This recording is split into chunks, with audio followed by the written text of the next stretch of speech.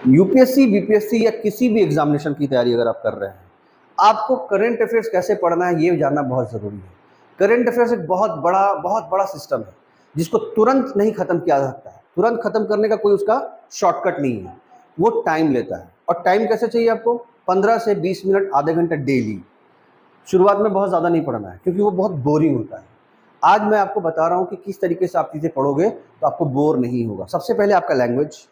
अगर आप हिंदी मीडियम से एग्जाम दे रहे हो तो हिंदी में पढ़िए, अगर आप इंग्लिश मीडियम से एग्जाम दे रहे हो तो इंग्लिश में पढ़िए। कोई ज़रूरत नहीं है कि अगर आप इंग्लिश मीडियम से एग्जाम दे रहे हो तो हम चलो हिंदी में पढ़ लेते हैं, वहाँ इंग्लिश में नहीं। कुछ वर्ड्स ऐसे होते हैं वहाँ क्लिक नहीं करेगा। हिंदी मीडियम वाले अगर अंग्रेजी इससे सही करना चाहेंगे तो भी गलत हो जाएगा। तो आपको पढ़ना है आपके ओन लैंग्वेज में, दोनों में अवेलेबल है हमारे पास, आप जिसमें पढ़ना चाहते हैं। अब देखिए, सबसे पहले क्या होता है, किसी भी मैगजीन को पढ़ने के पहले उसके पीछे का पूरा इंपॉर्टेंट चीज़ें पढ़ लीजिए कि इस मैगजीन में क्या क्या है। और मैगजीन पढ़ना बहुत इंपॉर्टेंट है। जैसे न्यूज़पेपर पढ़ना इंपॉर्टेंट है, तो बहुत सारे बच्चे न्यूज़पेपर नहीं पढ़ते हैं, वो भी मैं सिखाऊंगा कैसे पढ़ना है। न्यूज़पेपर पढ़ना ज़रूरी होता है। तो जो बच्चे न्यूज़पेपर नहीं पढ़ पाते हैं उनको मैगजीन ज़रूर पढ़ना चाहिए, ताकि मैगजीन में वो सारी चीज़ें कंपाइल करके दे दी जाती है जो एग्ज़ाम में आने वाला है। ठीक है, तो सबसे पहले क्या है, ऑपरेशन सिंदूर के बारे में जाने विस्तार से। इस मैगजीन के अंदर जब आप जाएंगे तो ऑपरेशन सिंदूर के बारे में, अब पहला क्या हो गया कि ऑपरेशन सिंदूर ये ऑपरेशन सिंदूर जो था वो किस घटना से संबंधित था, एग्जाम में क्वेश्चन आ सकता है। ठीक है, ऑपरेशन सिंदूर को लीड करने वाली महिलाएं को नाम बताइए, या फिर उनके साथ जोड़ देगा कि वो क्या वो नेवल में थी, मतलब नेवी में थी। नेवी में कौन थी?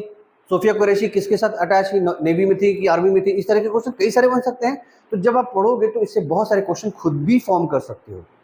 अब मैं भी यहाँ पे बोल रहा हूँ खुद भी फॉर्म कर सकते हो। तो हम लोगों ने भी पढ़ाई किया है, कोचिंग किया है। उस कोचिंग में हम लोग को ये चीज़ें समझाई गई कि कैसे आप क्वेश्चन डेवलप कर सकते हो।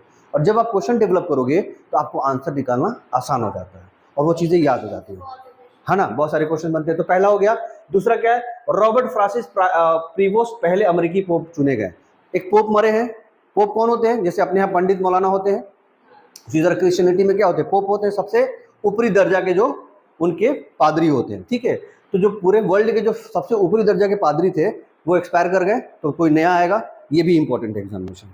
ठीक है, नेक्स्ट क्या, ऑस्ट्रेलिया, सूडान, सिंगापुर और यमन को उनके नए प्रमुख मिले, मतलब हेड ऑफ द स्टेट्स नए मिले। जैसे अपने यहाँ पे हेड ऑफ द स्टेट कौन है? इंडिया के स्टेट है पूरा, ठीक है, यूनियन ऑफ स्टेट्स है, तो हेड कौन है? हाँ, अपने इंडिया का जो हेड होता है वो कौन होता है? इंडिया का हेड कौन होता है? प्रेसिडेंट। अब प्रेसिडेंट कौन है? द्रौपदी